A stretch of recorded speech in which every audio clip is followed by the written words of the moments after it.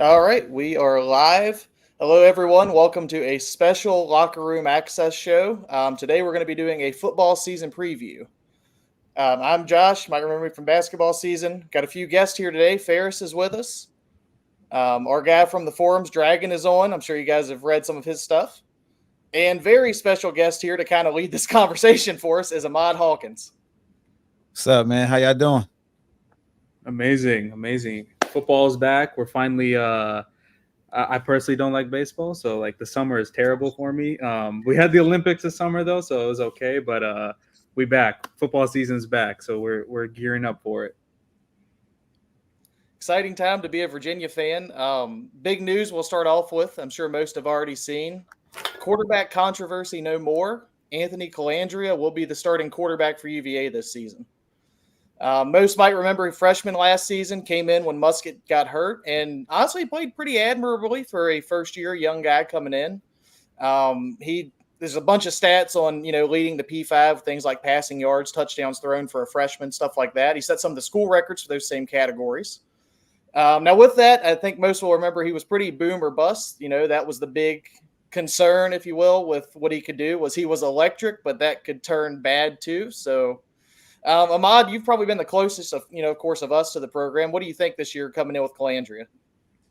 It's gonna be exciting. I mean, he's an exciting, dynamic player. It was a learning curve last year. Like, you got to think coming right out of high school, getting thrown into college football, Division I football in the ACC. A lot of moving parts within this offense and having to take command. And I mean, he just showed that week to week, he got that much better. And then you think about how he struggled with Georgia Tech when he came in, but then that next week in a short week versus Louisville, playing on the Thursday night versus one of the best defenses, man, he looked like a top tier college quarterback. So then people started comparing him to Johnny Manziel after that game. So that lets you know how excited the fan base is for him, and being announced as a starter with the weapons that we have. I'm pretty sure that's going to put more people in the seats, knowing that 10 going to be the starter because he's that exciting. Oh yeah, for sure. Dragon, on your take on this, just more or less from a fan perspective, kind of speak on where you think everyone is with this announcement, how the fan base is feeling for it. This was definitely the fans' pick for sure. I mean, everything I saw on all the forums when I would talk to friends and text chains or whatever, everyone was high on the AC train all summer and really wanted to see him. And so I saw plenty of people who were already just crushing Coach Elliott about it, even before he made the announcement of if it goes with Musket, it just shows he can't do this and yada, yada, yada. So I'm glad that he was able to put that to bed, before we ever got to the opening kickoff and we're able to get the fan base on his side. It does. It brings a life to the program that I'm not sure I've seen in a long time, quite frankly, just his intangibles along with his actual physical talent as well. Yeah, for sure. Full disclosure, I was kind of more on the Musket side of it, just thinking to me, it was kind of a situation where, and it just me, from outside looking at as a fan, I was kind of afraid of rushing the young guy. Let him have his seasoning and his time to grow. But I mean, the talent's there. He's electric. You can see it. If you tuned in and saw any game he played in, there were signs that he could be that guy. So I'm excited to just kind of get that feeling that the growth is shown since last season, that he's able to take that job over. So it should be fun. It should be exciting. Kind of rolling straight from that, I'd like to go into the depth chart a little bit. Most might have seen it came out yesterday afternoon. Ahmad, I'll let you start this one again too. Start on the offensive side. Was there anything that really kind of surprised you or a big takeaway from the rest of the offense? No, I mean, just seeing the guys perform, having a chance to look at practice and scrimmages. Nothing really jumped out to me as far as guys that were starting.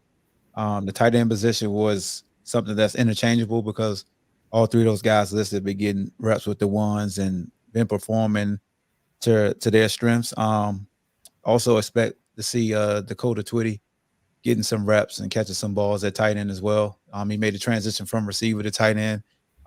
So even though he's not listed there, he'll be getting some viable playing time. But I know to fans, Jack Greasy being behind Kobe was a surprise, but anytime he's gotten in the game, I mean, not in the game, but at least they saw him in spring practice this past 2 years. Like, he makes something out of nothing.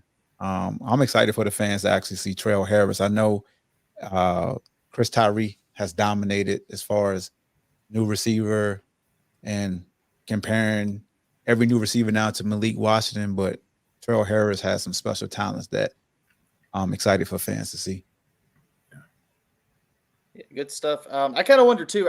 To me, I would think that with Tyree coming in, he could probably be more multi-positional. He kind of seems like a guy, he played running back in high school.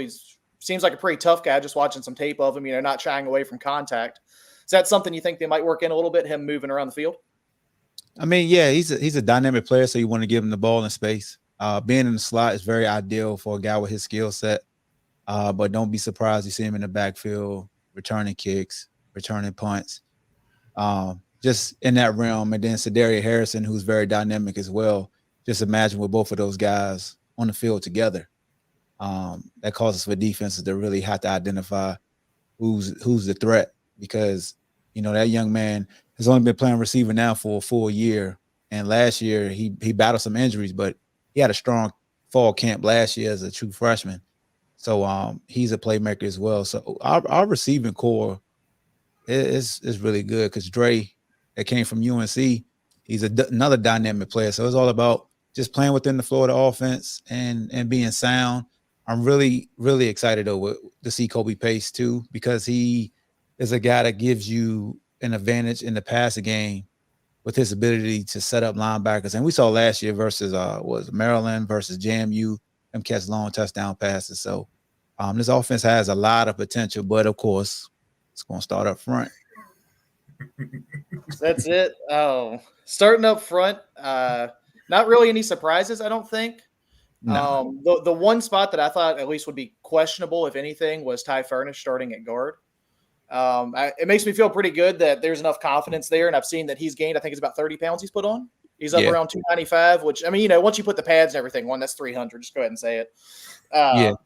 So as far as that goes, I mean, just having that continuity on the line, I hope helps. I do know there's been some injuries / things, ailments, that type of thing, where guys have missed a little bit of time.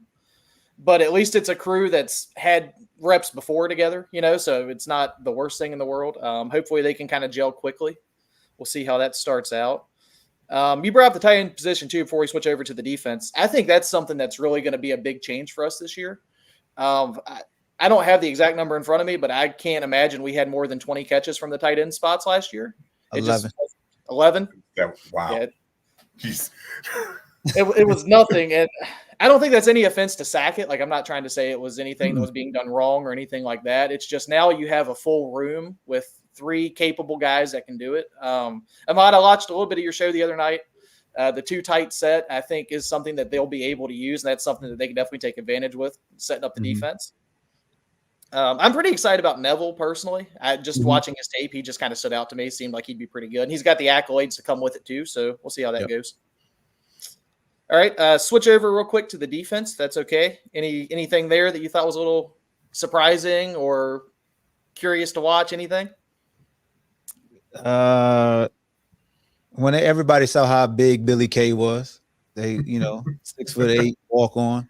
It was just, I'm always, I love social media, so as I sit back and I watch fall camp and stuff, I just love when fans get to identify something that caught my eye.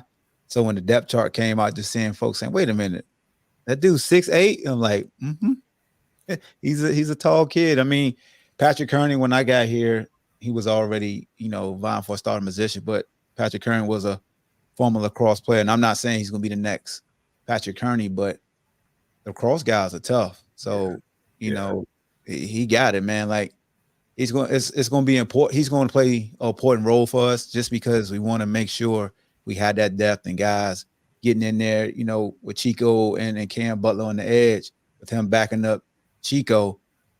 That's good because you can move Chico around and you bring that big body and just have him mirror a side where you might be blitzing backside and they might, offense want to pop it to the field. You just say, hey, get your hands up. Just that big body, because we saw how good and dynamic Charles Snowden was at the size he was when he was here. How did he look, using his size, but they seem comfortable. And you know, sometimes you get a big guy, but they don't feel, especially coming into football for the first time, like they don't use that full size. And he seemed like he was comfortable in this full 6'8", 280, I think he is, or something like that, 270.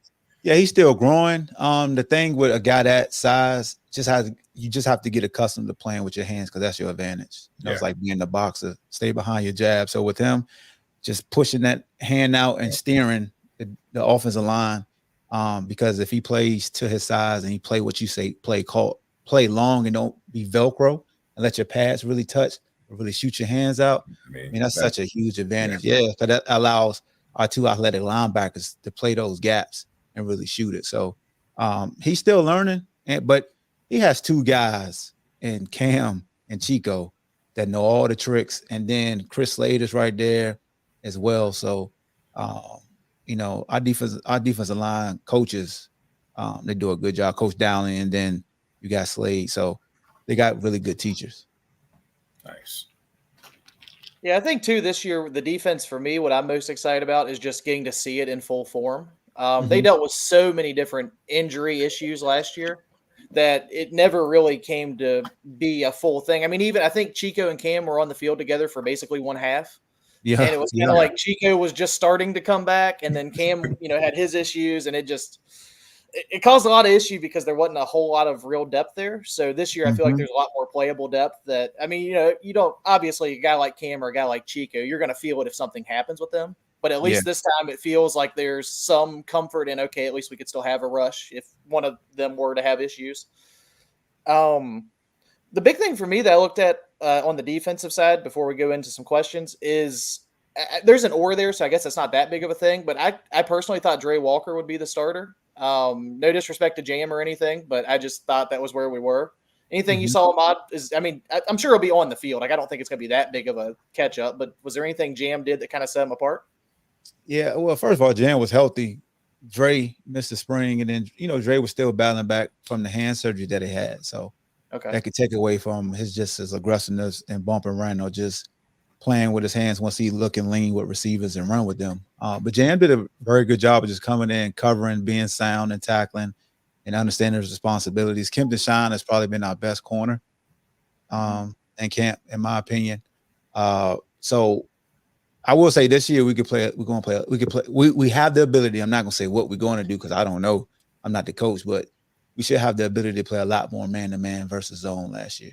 Last year, guys were thrown into positions that is really out their realm, but they were just ultimate team players and just doing what's best for the team. So we played a lot more zone. This year we should play a lot more man. Jam and Dre could play man-to-man. Kempton could play man at a high level. And then even with our safeties with Sanker or Clary, either one of those guys coming down the box. And people are going to be really, really like excited to see Thomas playing at that inside nickel position. He looks like Quinn Blandon a little bit. Like when you see three run out there, you think it's Quinn Blandon again. You know, but he's impressive at that spur position because he could set the edge. And we asked for that position to be versatile as far as when the ball's being ran, really set the edge like you're an extra backer. And now we have a guy that's built like a backer. Last year, we asked TK to play it. And, you know, he was a guy that used to play outside corner again, just trying to do what's best for the team. And sometimes it works. Sometimes it's just serviceable. But now we have a guy that really fits the mold of what you want at that position like we had in the past. So you remember Coach Rudd's first year when we had the corners that could cover and play man with Gucci Man and Fentrell, who's at Florida State right now. They were all ACC performers. And we got out there. We had 30-plus sacks. Last year, we had to play a lot more zone. We had 11 sacks in 12 games. That's not good. You're not going to win like that. So we could be more aggressive this year. For sure. I'm kind of excited, too, with Corey Thomas coming in, you know, playing that spur position. Just watching, you know, week 0, a little bit of football. We were traveling, but I got to see a little bit here and there, most of the late night games, and watching SMU, being that they're ACC now, a team will get to play. Their tight end was good. I mean, that guy was all over the place. And they've, you know, the announcers the whole time were just talking, how do you match up? Who's going to guard this guy? Corey looks like that guy to me that could hang there. I mean, I don't want to get, you know, too deep into a game, you know, 9 or 10 games in, but it's exciting to feel like we have that kind of versatility where when you see something like that on the schedule, it doesn't just completely ruin your day. Yeah, that's a great point. And it's one of them things where, like you said, if you have a pass catching tight end, what type of body do you utilize versus him? Because I talked about this when I was talking with Matt on this episode. When we go 12 personnel, that's one back, two tight ends. You can run the football, and then the passing game, you get them matched up versus one of those nickels because they're usually smaller guys. So you just tell the big guy, box out like basketball, like Tony Gonzalez or Jason Witten or the Gateses of the world. They used to just turn and have that large catch radius, put the ball right there in their chest. You just post them up. So with Thomas, you kind of negate that. Now that guy has to have some type of wiggle, has to be a top flight pass catcher because this is a guy that's a DB by trade. So he used to running with smaller guys. Now you got a bigger target. He can get his hands on you, and he has the speed to run with you. So that's a great dynamic to look for, that we have that size and athleticism at that position. All right. From there, we're going to go into some questions. For anybody watching, we started with taking questions on the Locker Room Access Forum. So I have some questions pulled from there that we're going to go through. Anybody watching, though, if you have any questions, feel free to comment, and we'll pull them in after we get through the ones on the forum. So if you have anything you want to ask, feel free to chime in at any point. Before we start, too, I'll go ahead. Jen said hello. Want to give her a shout out. She's always on our show. She's here all season for basketball and everything, always keeping up. So, Jen, glad you're here with us for football, too. But, okay, let's get into some questions. So, first up, we'll kind of continue off that with player personnel going through the depth chart and everything. Hudat on the forum asked, who is the most improved from last season to now? So, through spring and summer, Ahmad, who do you think's made the biggest jump? Dang, that's tough. The biggest jump between last year to this year. See, here, I'm be honest with you. Like in practice, you can brother-in-law, so I could dominate my boy because I know what he can and can't do, and I can look great. So I'm gonna just put that out there. I'm gonna go Jack, man. Go Greasy, man. I really think he's improved a lot, and that's how he got to elevate himself to number 2. I know X-Man had been banged up a little bit, but every time he touches the rock, he does something positive. And I don't look at enough. Look, I don't really truly evaluate linemen like that. I let Ray Roberts and them do that. So they bigger guys. So if I say something they don't like, they can pounce me. So I stay away from them. So y'all, forgive me for staying away from the 300-pounders. All y'all improved. Man, that's like the smartest I've ever heard. Someone who's not inside the offensive line. It's a former O-lineman.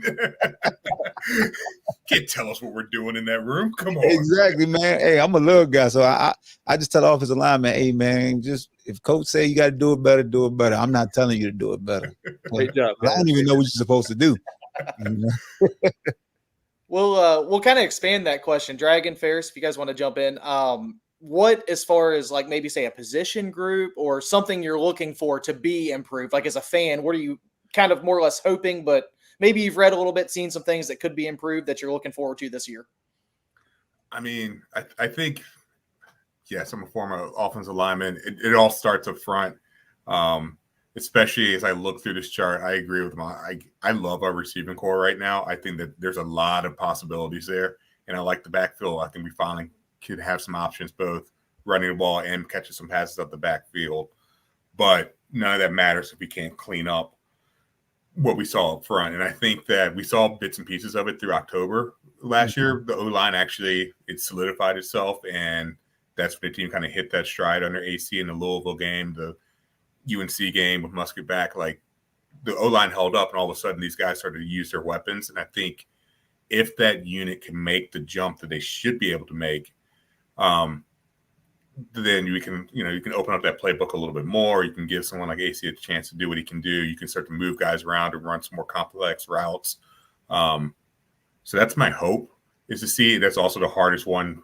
2 months. That's the hardest one to evaluate just from seeing practice clips and having not been to, like, it's hard to tell in practice. An O-line is never going to see the type of pressure and the type of schemes that they're going to see in a game when you have, Dabo and his crew drawing up, insanity back there. So it's hard to ever figure it out until they actually get there and get in a live environment. But hopefully, if they're more consistent, especially getting rid of the silly turnovers, controlling the snaps from center, just some of those little things, controlling they can control, that's going to open up a lot for this whole offense, I think. Yeah, definitely. You know, I'll piggyback off that. I think I think as a fan, I think oftentimes like the O line is something that it's not what you watch as a fan, but when something bad happens, it's what you criticize. Like, no, the O line, it's their fault. So yeah, no, I think a lot of people are looking at the O line because I mean, yeah, everyone talked about that last year, and it's definitely going to be a big topic this year. But yeah, it's funny how that works. You know, something good happens and O-line, nope, they don't even exist. But something bad happens, O-line, they let a guy through, sack, pressure, something happens. So it is funny how that works. O-line's like DBs. It's no one cares about you, knows your name until you give up that sack or you give up that long play or you give up that pass interference or holding penalty that costs you something, and all of a sudden you're the worst player in the world. But if you're doing your job, the ball's not coming your way, or you're just road grading everyone and no one even cares. Yeah, exactly. Keep it going. Exactly. Yeah, I kind of go both sides here. The defense, like I mentioned earlier, I'm just excited to see at almost full health. You know, I mean, guys, of course, are going to be banged up. That's part of the sport. It's a physical game. But to be able to see, you know, the majority of your starters on the field and to see that actual depth come to fruition when it's time to sub and everything, I'm excited for. Offensive side, you guys kind of, I mean, I'm the same way with the offensive line, but one thing I'm really excited for is our overall receiving group. I think compared to last year, you know, Malik was an insane talent. I mean, that you're not going to replace that. That's not going to happen. But I do think that the depth within not only the wide receiver room, but your positions like tight end, your running backs with what they can do, just overall, I think we have a much, much higher floor essentially for that, for any type of pass catching going on. And that'll open up the rest of the offense too. You know, it keeps everything honest. Yeah, I agree with you. Like, you know, you can't replace Malik, so you just add more depth, add more playmakers, make your offense that more dynamic. And look, I don't want people to think we was force feeding Malik. Malik was just open, man. Like, right. we just getting open. Like, won't nobody just say, hey, we got to find Malik. Let's look for Malik. Credit to him. He was getting open and he was getting bracketed, double team. I like how we moved him around. We started using that cheetah motion, I call it, that the Dolphins use with Tyreek Hill, but you just sprint straight to the sideline. They hiked the ball. We did that versus Miami. But yeah, with the transfers we got in and with our own all ACC receiver and Malachi Fields, who's just a big body, reliable receiver, do a little bit of everything. And again, the tight end position, how we address that. It should be fun to just see how everybody's utilized, and with Tim back there, with his ability to be aggressive, it just adds that dynamic of saying, hey, you just can't focus on one thing. But you know, we had somebody in the chat asking if Kobe Pace could crack 1,000. We haven't had a running back do that since 2018, Justin Ellis, which was Bryce Perkins' first year as a starter, and which was the year we really turned around, and we ended up winning 8 games that year when we beat South Carolina in the bowl game. So if we could get 1,000 or at least 850 from our running back, that's a lot. Yeah. You know, that's a lot that what you want because of what Calandra brings to the rushing game with his legs.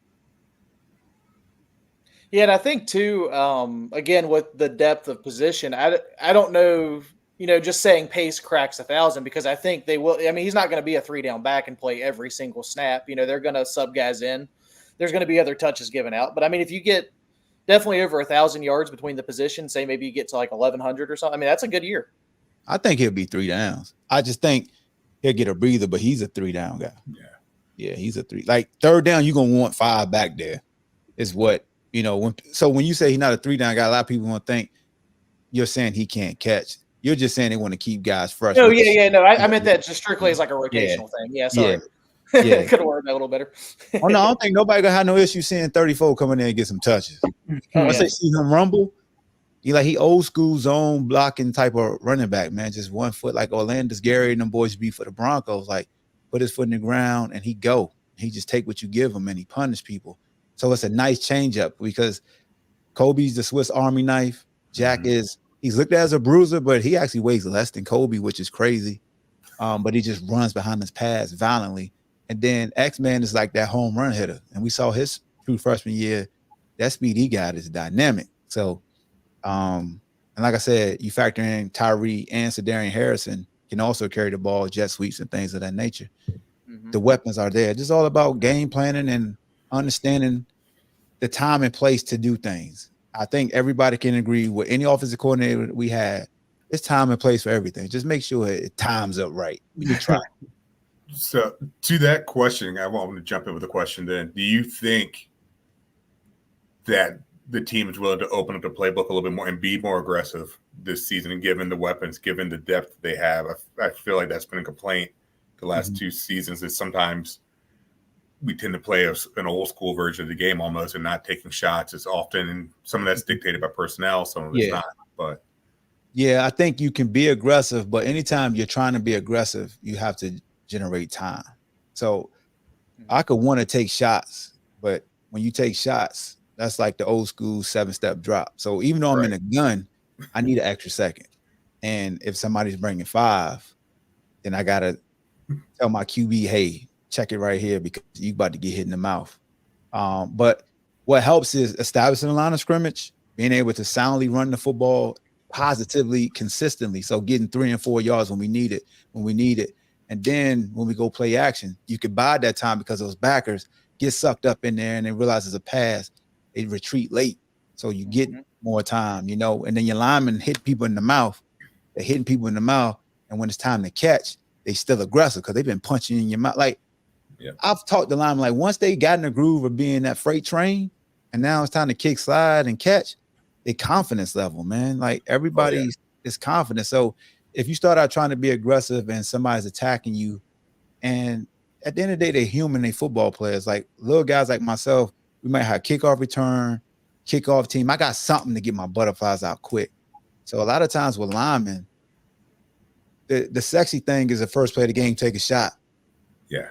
And you got to imagine, you're a former lineman. Like if you kick sliding that first time, really you could deliver a blow, but you got to anticipate the move and react to it. Versus if it's old school ISO first play, you get to put your hand in the dirt and bite somebody, and let out the rays. Like, I'm here, I'm be here all day. 100%. Yeah, I'd rather play run game any day over pass. Because I had a coach one time describe like when you're, especially I play tackle, and it's like you're doing the kick slide, like you're playing defense essentially. You're trying to catch maybe the most freak athlete on the field, arguably, in their DN or a backer coming at you from size and space. And like to your point, if you have that aggression, you get all hyped up in pregame, you hear the anthem, you're all ready to go, and then it's take 2 steps back and read the situation instead of let's just run ISO. Let me just put this guy right in the dirt, and then get my blood flowing, and then we can keep going. And then I'll punch save all day long after that. My kid, that's easy. I'm going to go ahead and throw this other question here from our live feed too, and just kind of going off the same thing about, standout surprises, things like that. What have you seen Ahmad in practice that's the most positive thing you've seen, surprisingly? Our tight ends and our ability to utilize them, like making an emphasis to really showcase them in the passing game. So coming out in 2 tight end sets and utilize them in the passing game with 2 tight ends, and just understanding that that's an important position and how it can be a cheat code if you're really in the rhythm. And Matt Shaw talked about this, how the tight ends are a security blanket for quarterbacks. Like if somebody's bringing pressure and you just got that check down right there, use it. And it continue to be, it could like be an extension of the run game. So I'm fairly surprised and impressed of the way we use the tight ends and how they responded to being used. And we have depth there because, like I said, with Dakota Twitty being a former receiver now at tight end, that's a real dynamic when you ask him, now I go run a route. Because in his mind, he's still a receiver, but he's big as a tight end. So I really like what that position has shown. Yeah, and I kind of think with that too, something at least I'm mostly excited about is the fact, hearing that they're willing and able to do stuff like that. A thing with football is a lot of times it's more or less like a chess game almost, in that personnel can really dictate what's going to happen in a game. And I think that this, at least with Coach Elliott, is the first time that I felt I don't know if confidence is the right word, but definitely comfortable that we have where we can dictate matchups in most games. I mean, not just against an FCS team. Like, I think this is a year where we have the guys that we can go out and we can do different personnel to, get them out of a nickel or, switch them into a dime if we want to go that route, whatever we need to do. I think versatility wise, I think this team really has an edge over the last 3 seasons. Nah, no doubt.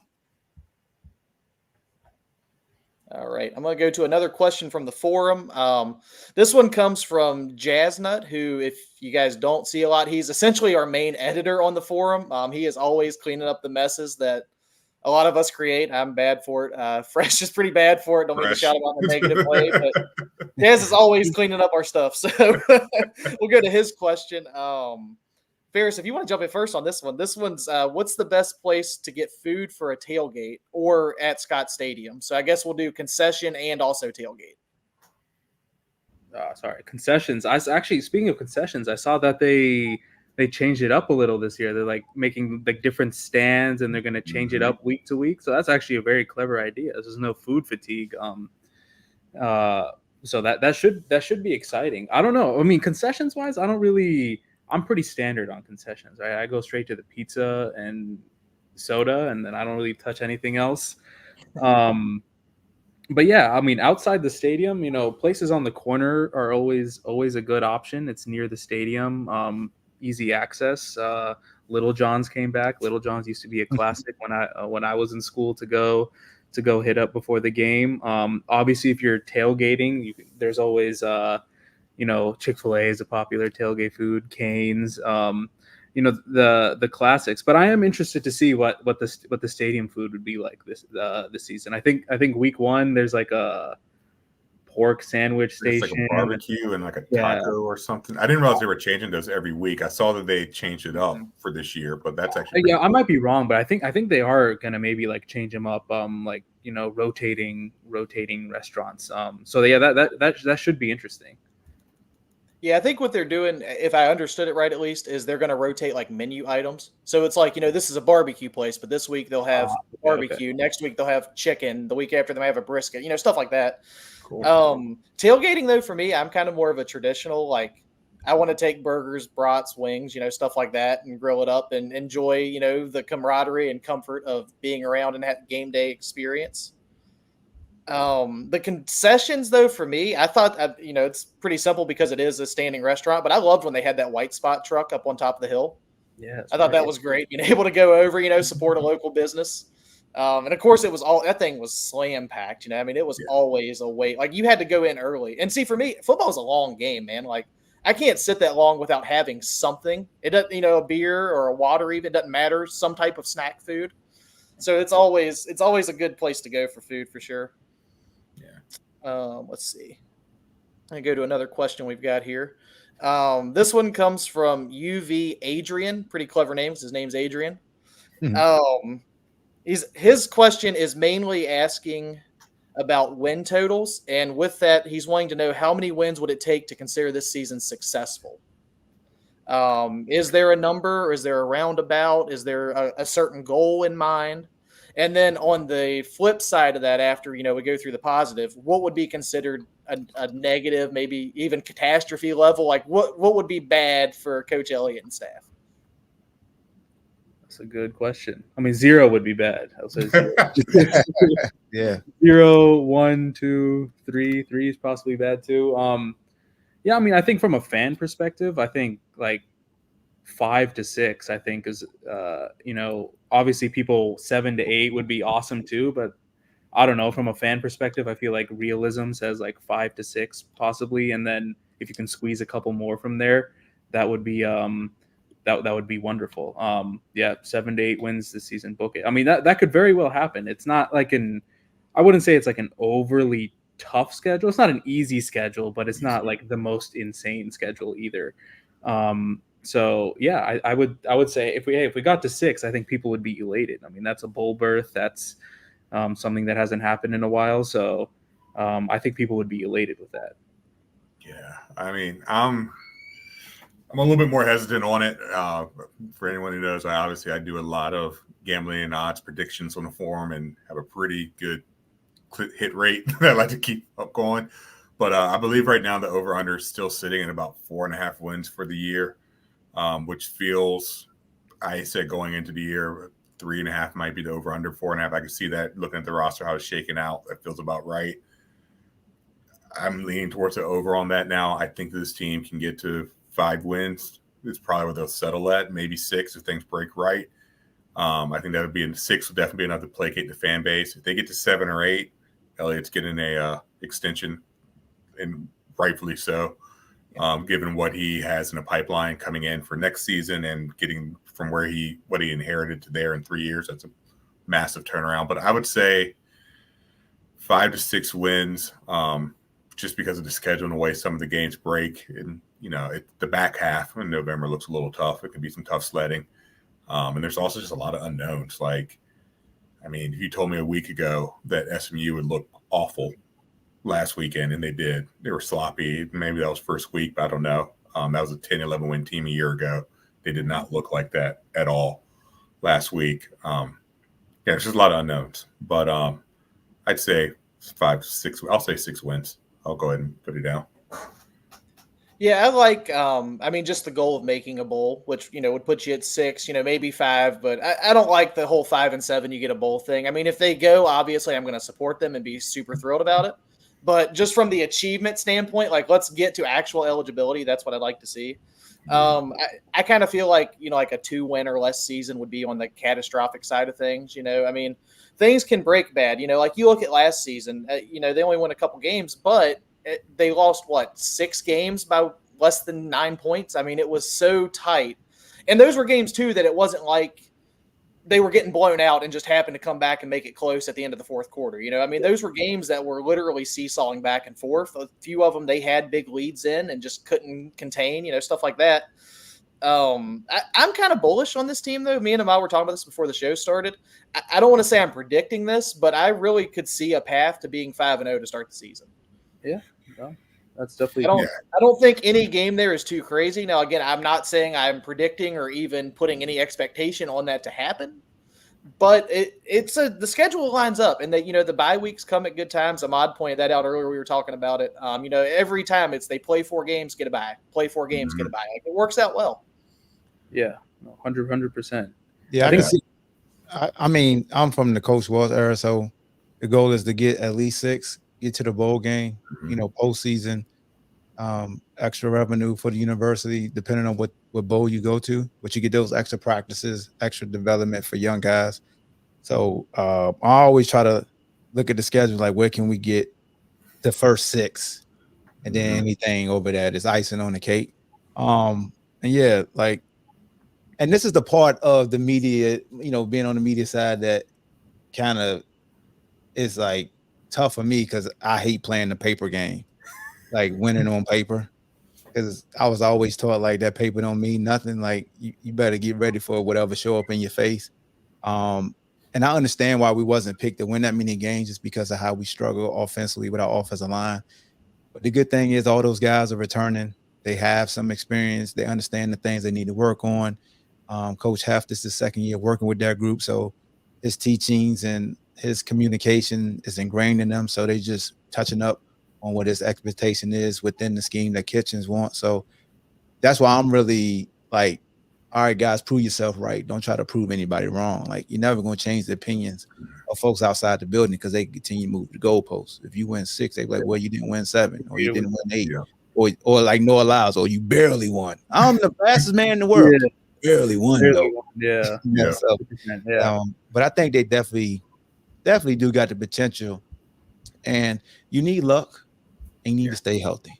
Yeah. That's just simple as that. Which is part of it. Yeah. For me, I go back to, I'm looking at the schedule from last year, and just like Josh said, 5 games by 7 points or less that they lost. And all 5 of those games were dogfights, and they came down to, that NC State game. That was a ridiculous ending. Boston College, same thing, comes down to, can you get a stop at the right time? Miami, same thing. Like, and to your point, like, some of that's luck, some of that's skill, but that ball bounces a different way on any one of those moments.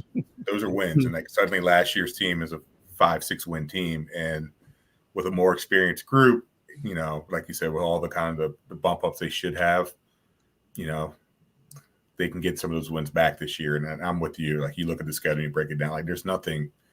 Yeah, there's a couple games in there. Going to South Bend's not going to be fun. But, you know, but other than that, you know, especially that September stretch, I think that's going to be the key. Can they get out hot and go at least 3-1, if not 4-0, coming out the gates? Agreed. Yeah, 100%. Just piggybacking off of that, like, so looking at the schedule, what game would you circle as like, okay, this game, like knowing the outcome of this game will show me a lot about the trajectory of this team? Me personally, winning at Wake Forest. Yep. Wake Forest was mine. It's pretty quick because it's a quick road game, tough ACC opponent. That's a good barometer for what you're expecting of, okay, next week you play Maryland. And then, you know, you do go to Coastal. I don't think Coastal's as good this year. Granted, I don't, you know, particular keep up with them, but I don't think they'll be as good as they've been in recent years. You know, you keep going down Louisville, you know, if they get through the early test and they show they can beat Wake, they show they can beat Maryland. It's like, okay, Louisville's a step up. Like, let's see what we can do with these guys. Yeah. Yeah. I think that Wake game, a night game on the road with a team that has given us trouble, you know, recently through several regimes. Yeah, that's going to tell you a lot. A team that should be about on par with where Virginia should be aiming for in a given year. And absolutely, yeah, you set that, like I say, if you get a win there and it sets you up coming back from Maryland, yeah, and that really gets you in good shape going back to the ACC play in 2 weeks. So. All right, got a couple more here. Next one, we'll go to the MVP of Locker Room Access. Who's got next is keeping the positive vibes. He wants to know, when UVA makes a bowl game this season, fill in the blank, the biggest reason will be. Big guys up front on both sides of the ball. I mean, I'm old school, man. Like, as a defensive back, I'm only as good as my pass rush. Man, I might get cover, but if they getting home, Jack, I'm sitting and I'm plucking them ball hawking and I'm celebrating because they make it easy. And if I could run deep down the field and get open, that means that 5 up front doing what they supposed to do. But all honestly, to really pinpoint, it's our offensive line being very consistent in the run game, like being able to run the football, because you could shorten games up. As much as it's people feel like it's old school, you got to run the football. Run the football allows your defense to rest, and you get to wear down your opponent. And it may not look pretty early, and you may have some 5 and outs, 3 and outs, 7 and outs. But if you consistently just keep running at folks and you keep going to the body, you start breaking stuff late because you're wearing them down. And it goes, I know, like the offense used to do that to our defense. Initially in the game, we stopping the run, we doing good versus the run. And all of a sudden, they be like, ooh, we got him. Because there's so many plays, and you start to have a tendency. Because I keep coming out and I keep running the ball. Sooner or later, you fall into that trend of, oh man, we're just gonna keep running this front is stopping them. And as a lineman and O-line coach, they like, they putting the one right here now. Hey, mash him down, get up to the second level, let him go. He ain't gonna make that play. We going out to the second level. So that's what I love about when you can methodically move the ball down the field. The thing that scares me the most when I see opposing offenses, the big plays I could correct. But if somebody give me like a 10 to 12 play drive, like when Georgia Tech beat us up, they would just dink and dunk, run, bubble screen, run. That's demoralizing, because that's 3rd and short, 1st down. And then they score, and then your offense, who don't run the ball that much, they out here airing it out. And you like, wait a minute, even if you score fast, I got to go right back on the field, and they thumping me again. And then as soon as your offense go 3 and out, boom, they break one, and it just demoralizes you. So I want to flip the script to be able to run the football. And I talked about Jordan Ellis, 2018. I give you a prime example versus Miami, when they had that great defensive line and all these top draft picks, and Jordan Ellis just kept beating them up early. We get to the 4th quarter, we kept giving it to one, and he started breaking for 5 yards, then 6 yards, then 5 yards, and they couldn't get them. Big boys is hold hands on it. If you ever see a big man do like this, he's standing like that. Yeah, I got him. We got him, coach, right here. Oh man, look at the sideline like that. What's the front call, man? And then they get down in their stands late. They be lollygagging. And then they get down. You clapping. Then they finally get down. Like, oh yeah, we got him. Run right at him. So that's all I'm looking for from them big boys up front, man. Oh man, that's too spot on. And I've been there, and you're 100% right. That's exactly what it is. I piggyback on that for Virginia's success. I think it's that running game, and for every reason you just said, and especially knowing, I look back at, obviously it's hard not to look at what Clemson did with Elliott as a coordinator, and for as much as Lawrence and all these other guys, they dinked and had all these out, they ran the hell out of the ball. There's no other way to put it. They pounded you, and opened up everything else, and that's very much, I still believe, Elliott's sweet spot and where he wants to be with this team. Yep. And so I think that in knowing that they have game breakers now, I think, pacing these guys can break it when that second half happens.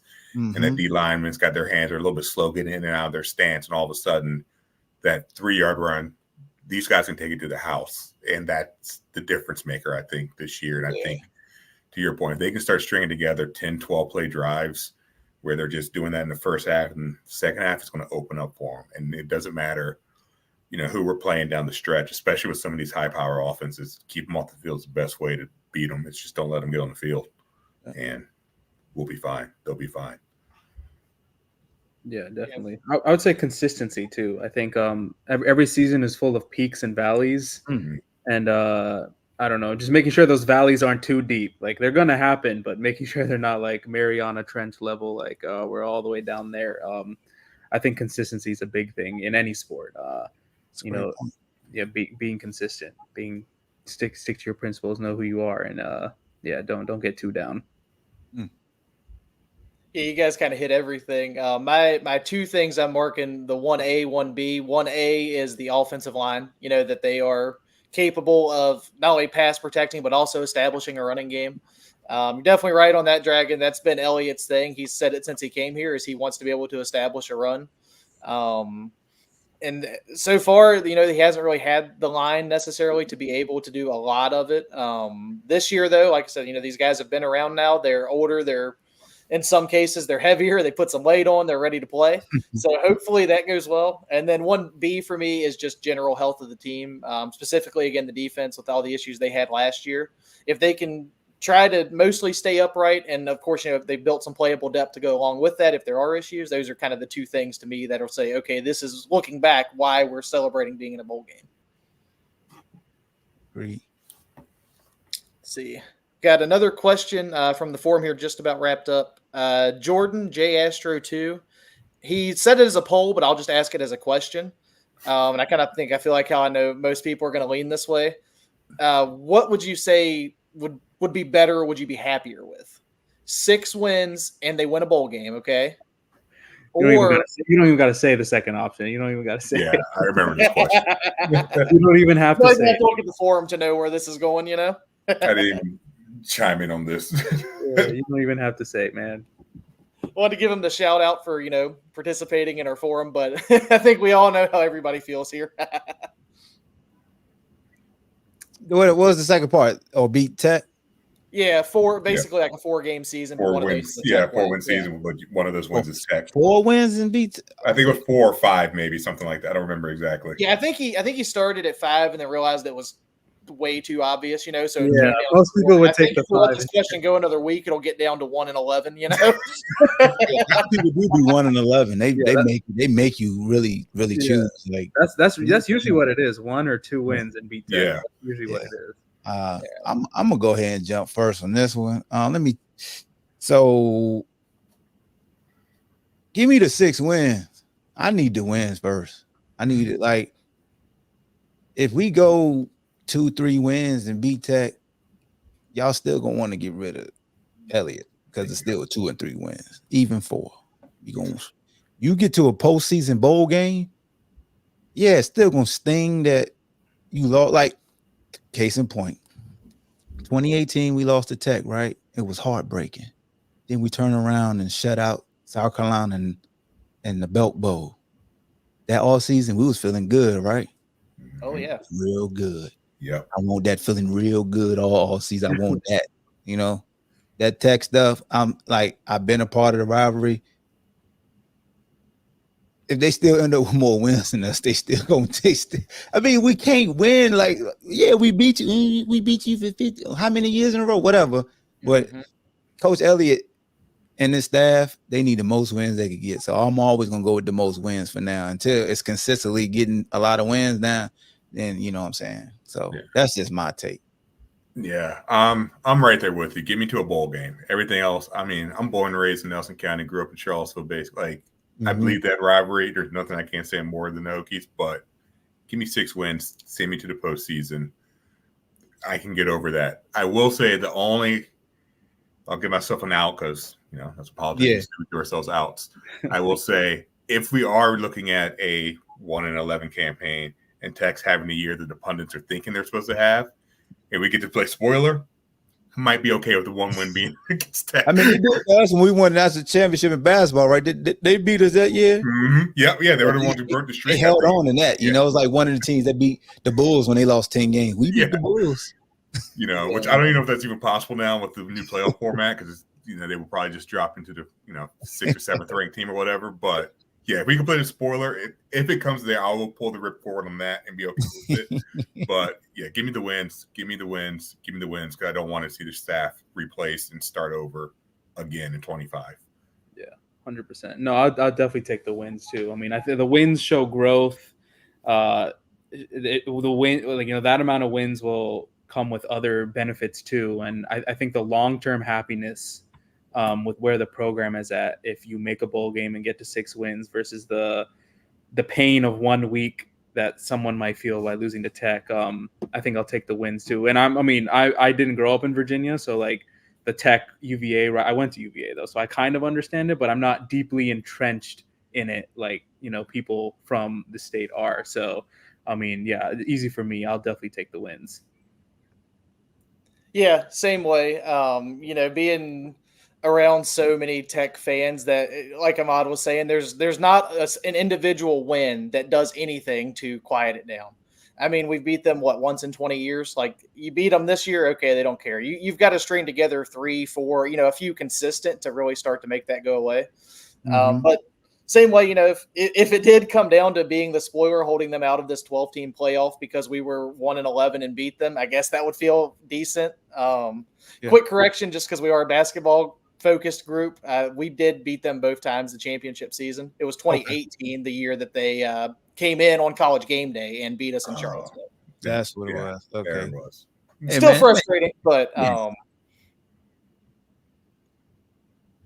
want to get that in there too. Don't let them feel. I'm glad you corrected me because they would have took that. They would have ran with that too. Like, yeah, we did beat y'all in that championship year. Ballhawk said it. He y'all. It's right. It's right. It would have got me, boy. Ballhawk said it. I thought that too. It was in my head. I was like, no, I don't think they beat us, but I wasn't like always jump in and correct Petty Hawk. Petty Hawk be like, you know what, you right. Yeah, I'm football. See, I'm a football guy. Now, Duke got us twice that year, so it's okay. Duke's allowed to trade. It was Duke, okay. Yeah, Duke and Zion got us both times. Oh, yeah, that's when Zion blocked the 3-pointer by Dre. Yeah. The bombs there. Yeah. That was a good time. Let's see. I've got one more. We'll get back to just a quick kind of in-depth football question. Don't want to leave anybody out here. Thank you guys for watching and everybody that's asked questions and jumped in. I think we talked about this a little bit kind of at the beginning of the show. Thoughts on the listed starting cornerbacks? Eli, I think, is kind of like me, a little surprised by Dre. Lion, I will say it does say or, so I think he'll be on the field. Ahmad, you can definitely speak to it better, but I don't think it's too terribly concerning. I think it's just good room, breeds competition, and that's just where we're at. Yeah, Jam Jack was a freshman All-American, and he transferred here, and Dre was dealing with surgery on his hand, so he didn't get to practice as much. And salute to Jam, man, for playing at a high level. Like, iron sharp as iron. It's a or. So I know you look at every guy that's first in every other position, you figure is the starter, and then Dre second. So, but Dre will play. So, his first game of the year. But that's a testament that how good Jam is as well. Like, if you think highly of Dre and he's pushing Dre, then he's playing at a high level. But Simba, Kempton Shine, He's really good. Like y'all gonna be excited about him. Yeah, we got a symbol in basketball. I mean, football is like y'all got. Yeah. Popular name. Yeah. I kind of felt the same way on the other side of the ball with Trell Harris because to me, Andre Green looks like that guy. I mean, he looks like that's a dude that's going to be playing on Sundays. Yeah. Probably. Yeah. I mean, there's a time limit to college, of course, but he'll be, he's going pro at some point. So just the fact that Trell is able to kind of establish everyone's like, okay, we got a guy here. Like, all right. Yeah, they both young. So that lets you know, like both of those guys got multiple years of eligibility. Malachi is the elder statesman with Tyree. So those are the two elder statesmen, but you got, Jaden Gibson. What's the other God dog it?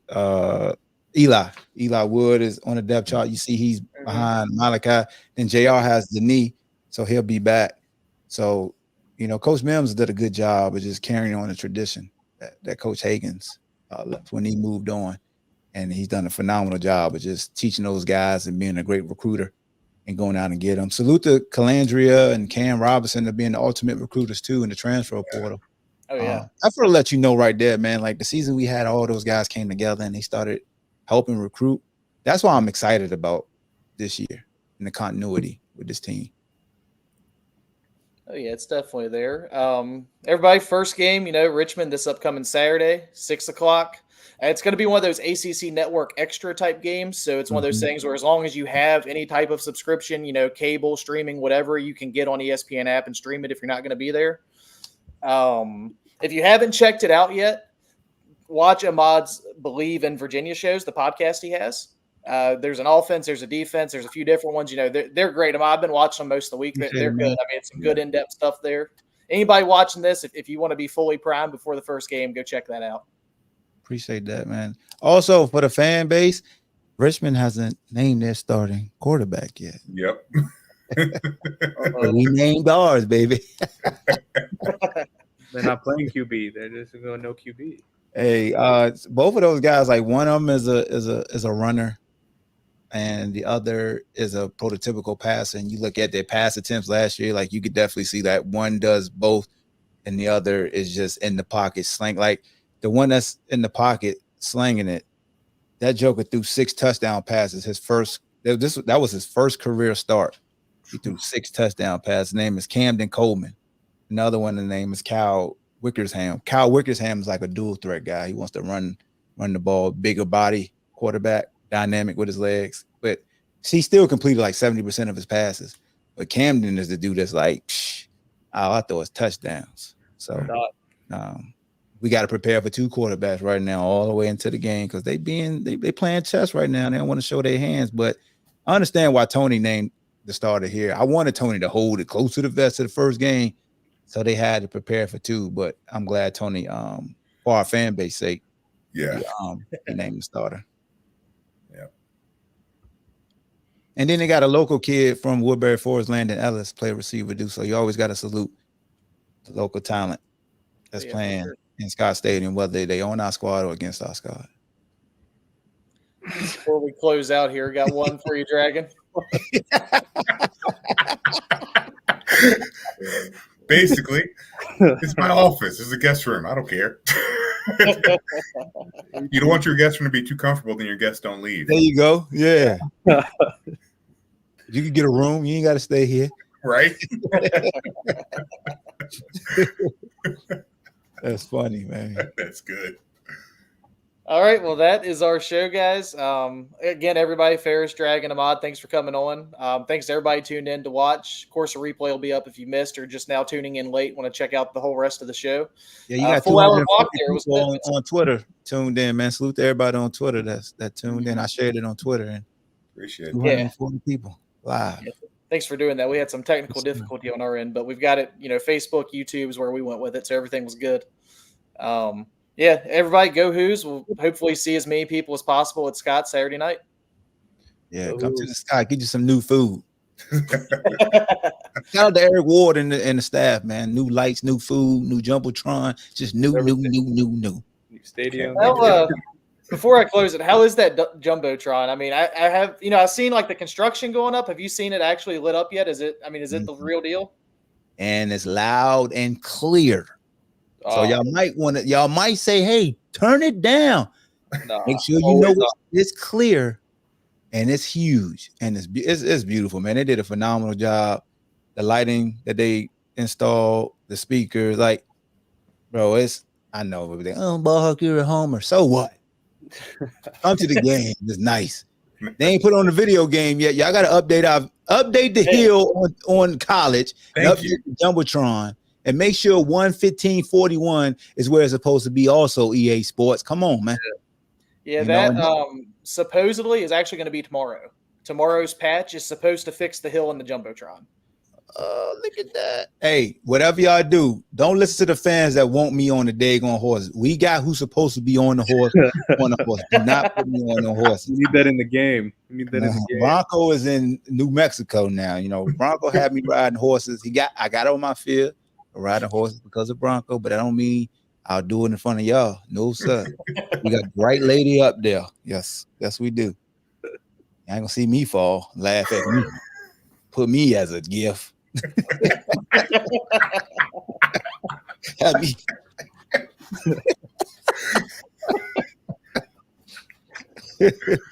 Down goes Frazier.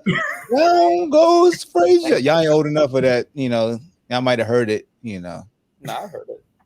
Okay, you heard it, my man.